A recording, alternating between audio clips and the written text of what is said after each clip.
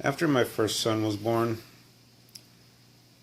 I began using my mini Alice pack as a diaper bag. I made a lot of modifications to it to make it more practical in that role.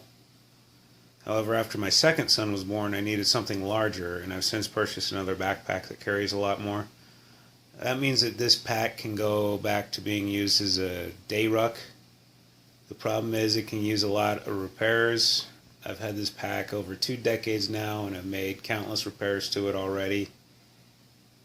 So as much as I love this bag, I think I'm finally going to retire it. I'll likely hold on to it for sentimental reasons, but I've decided I need a new day ruck.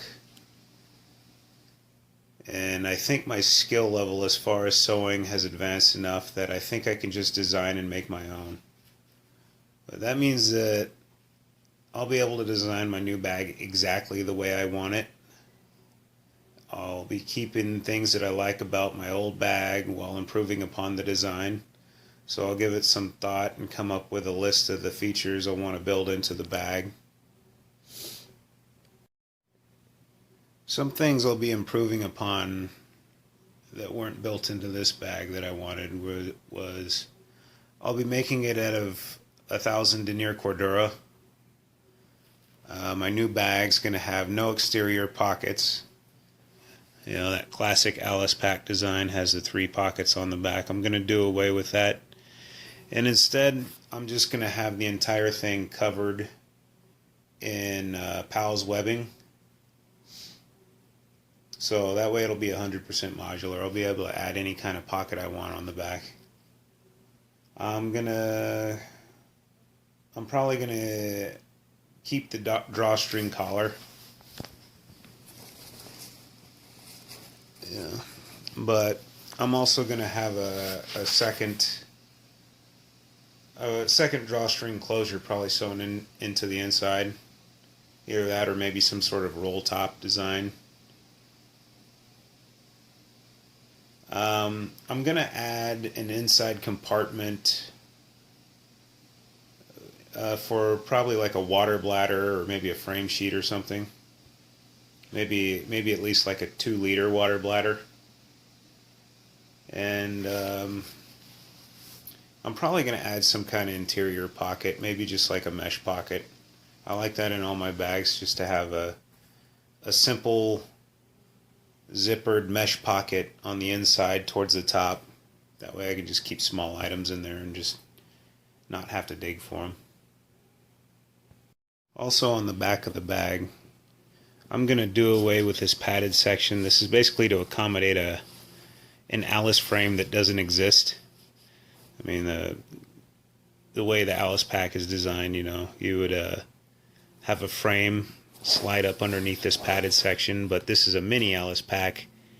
There was no frame designed for it, and I don't think it fits on a regular Alice frame. And I think I saw somebody get one onto an Alice frame one time, but it kind of looked ridiculous. I mean, the frame's huge and the backpack's so small.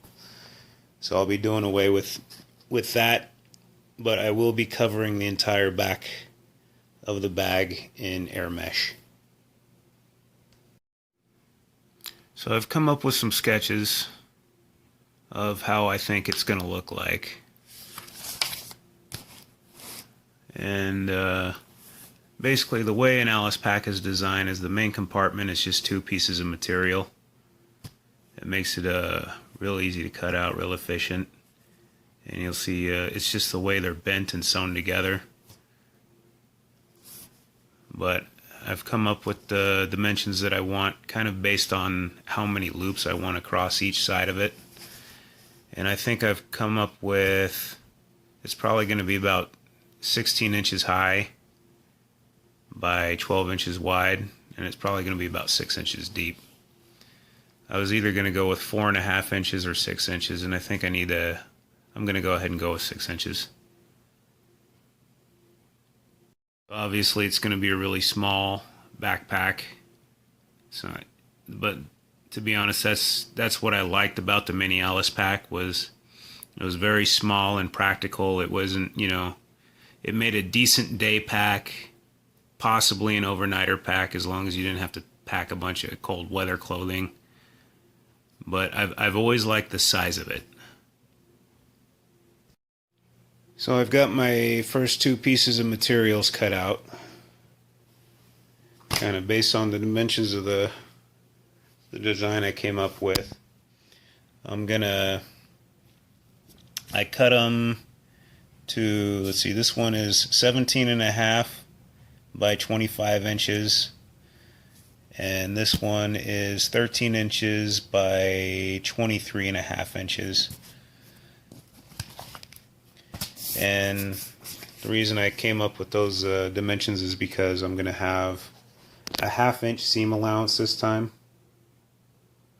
I've got some 1-inch grosgrain ribbon I'm going to use, so that's why I'm doing a 1/2 inch seam allowance this time. And then at the top for the drawstring collar, I'm going to need, I estimated about 1.5 inches worth of material to accommodate the folds I'm going to have to make for the drawstring collar.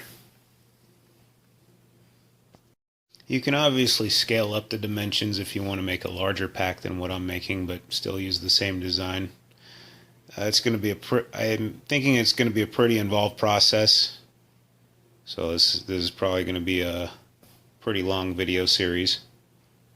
There's a lot to do, and I'm mostly just trying to figure out what order to do it in, so I don't have to undo any work and go back, because I've already sewn through something that I'm going to have to undo later. But once I've got it, I'll figure it out. I'm just going to take it a step at a time.